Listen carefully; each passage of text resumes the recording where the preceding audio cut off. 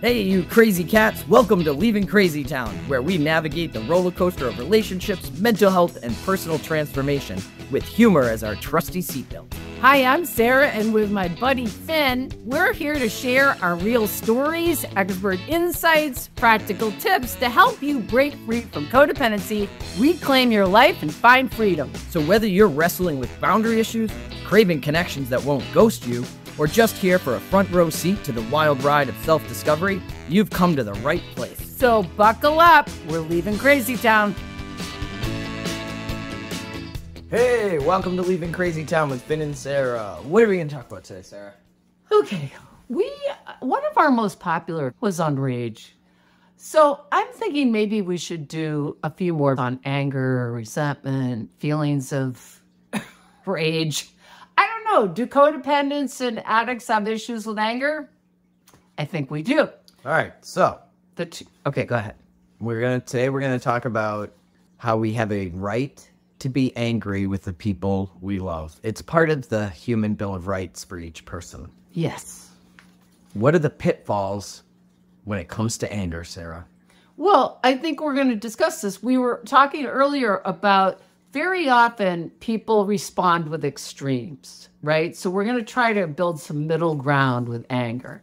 So either someone acts out, screams, yells, has a really volatile response on one side. Or they suppress it. Or a lot of times we repress it. It scares us.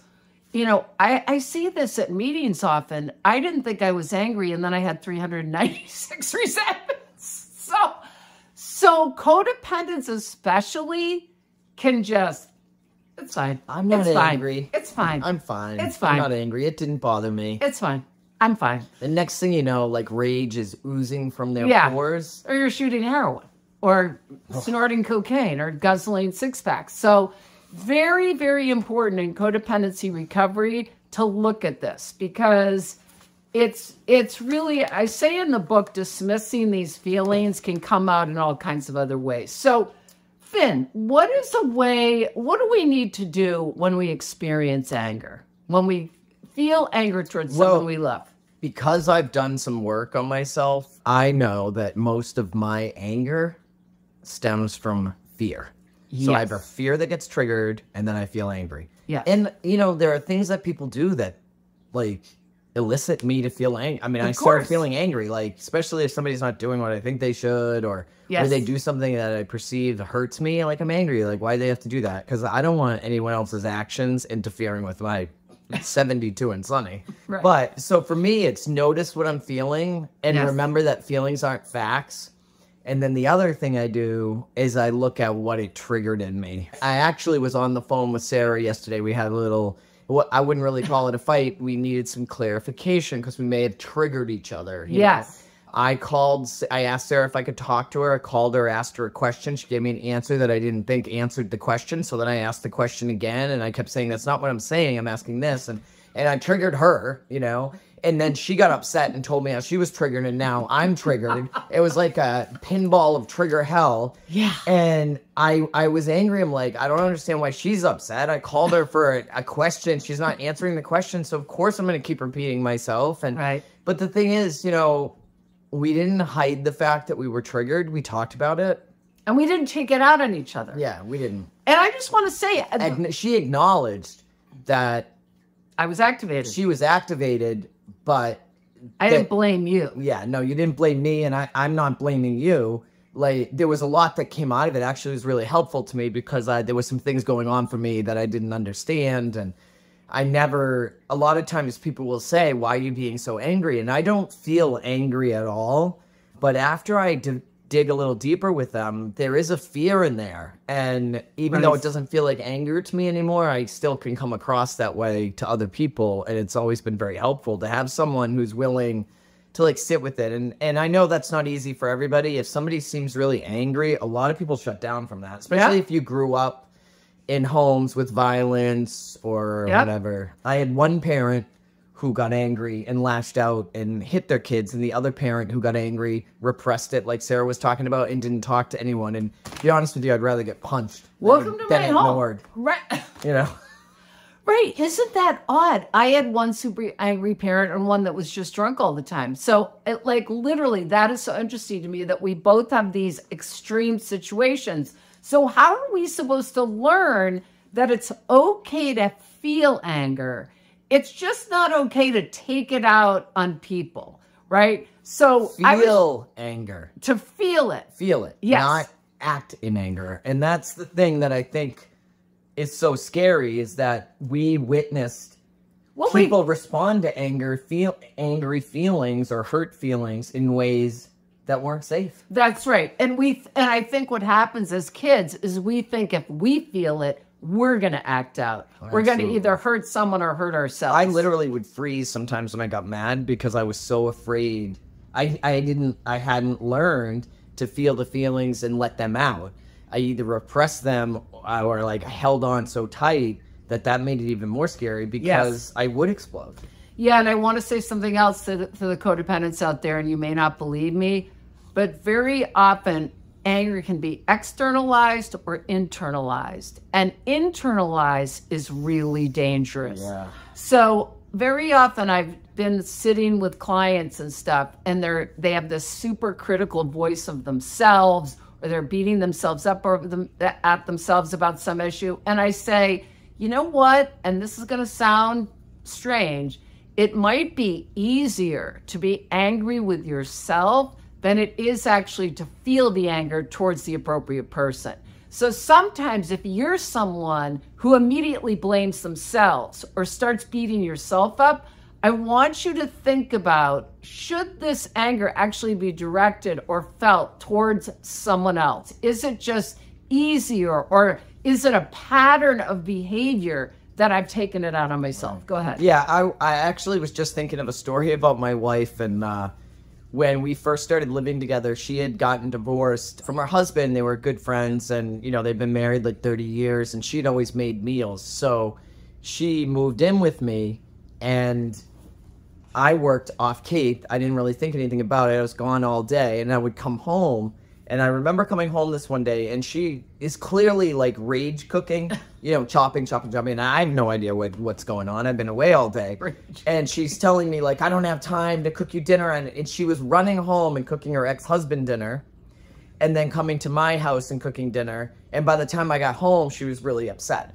But she would never say, or like, this was codependent behavior. She felt like he couldn't take care of himself. And let me tell you something, when she said she wasn't going to cook for him anymore, he was like, thank God. And what I said to her was, look, I didn't ask you to make dinner for him or me, and I'd rather you not cook dinner if I have to come home to rage dinner. But it was like she wouldn't acknowledge that she was rageful, and we ended up having a discussion, and I pushed and pushed and pushed until she exploded in the kitchen. And she was yelling and screaming at me, and I was just smiling, which of course anybody who's been mad made her even more upset. But after she was yelling at me, I said, now, doesn't that feel better? And she started laughing. She goes, well, I do feel better. And I'm not saying that that's where to go, but if you're somebody who's repressed it for so long and it needs to come out, find a safe. I was safe for her to let it rip. And like the laughter that came and the freedom, like you could tell she'd been hanging on to this stuff for so long.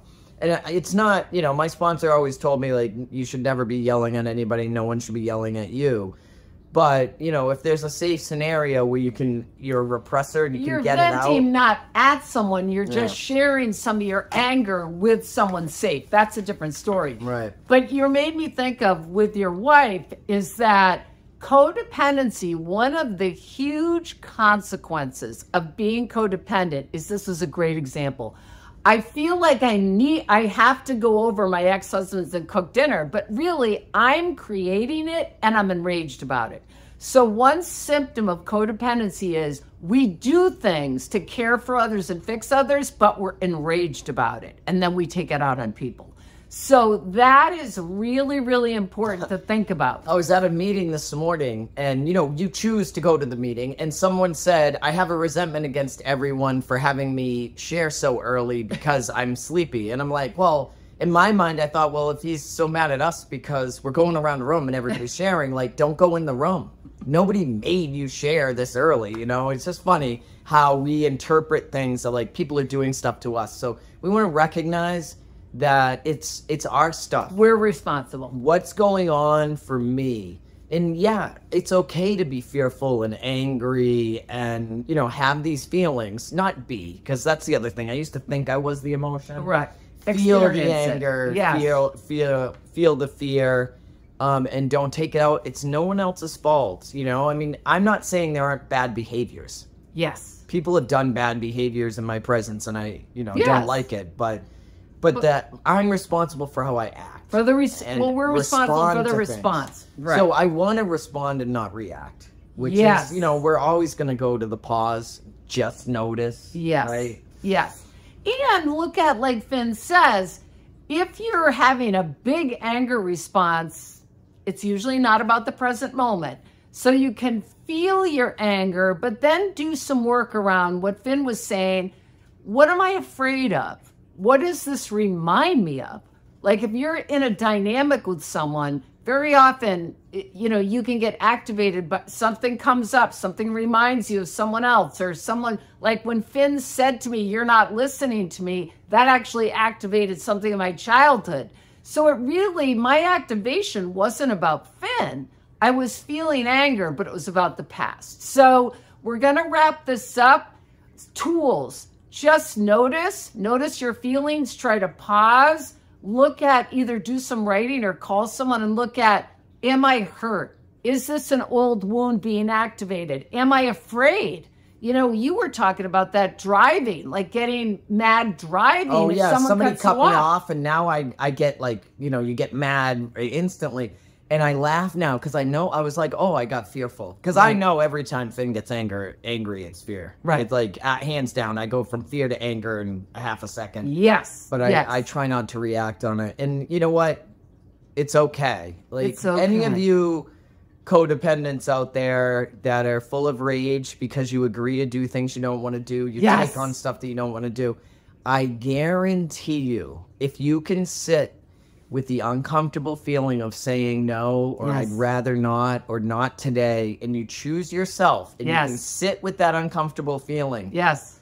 the freedom that you'll feel later on Yes. is, I mean, that I Limitless. only know that experience from walking through it. Yes. And it, you know, Sarah and I talk about this, like saying no or setting boundaries or asking for what you need is easy.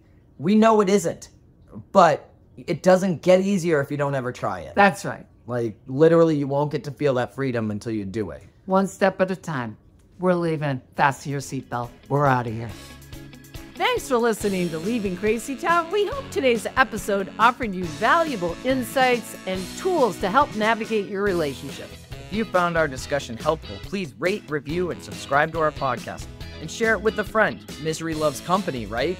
Stay connected with us on social media and visit our website for additional resources and updates on future episodes. Until next time, remember that breaking free from codependency is a journey, and we're here to help you every step of the way. And hey, if all else fails, at least you'll have a few left. So buckle up. We're leaving Crazy Town.